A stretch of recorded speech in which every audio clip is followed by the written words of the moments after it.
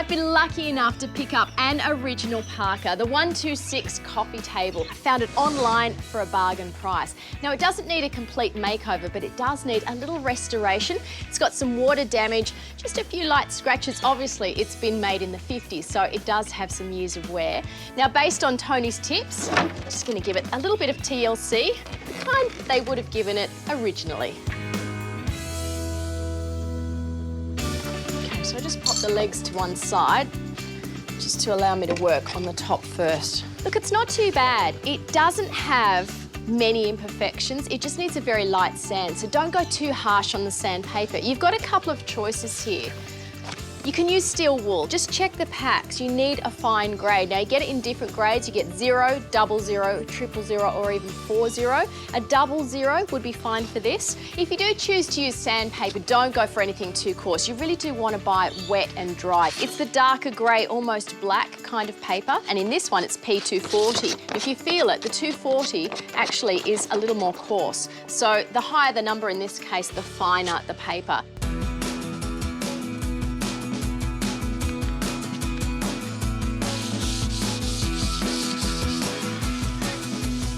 The really important thing to remember here is to always work with the grain, never across it. You don't actually want to scratch it. Now also, we're not trying to sand the timber itself, we're just trying to remove that surface finish. As you can see here, it's kind of coming off, so every now and then, just make sure that you move your paper around the block so you get a clean surface to work with. And remember that this is a labour of love. Treat it with respect and take your time. Even after a very light sand, you can already start to see a few little telltale signs of this table's age. I'd say at some stage there's been a pot plant on the table, and you can tell here there's a ring. So the moisture has probably penetrated into the finish on the table, but luckily it hasn't damaged the timber underneath. So what you want to do is just give it a very light sand so all the colour is even.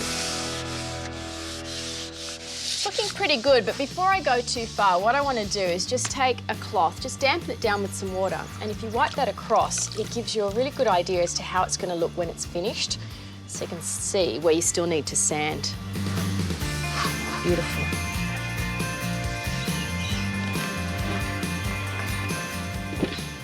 Now this is where I'm going to use the steel wool. Because the legs are round, I can actually wrap it around and just get very light sanding action. And on the flats, I'll still use the sanding block.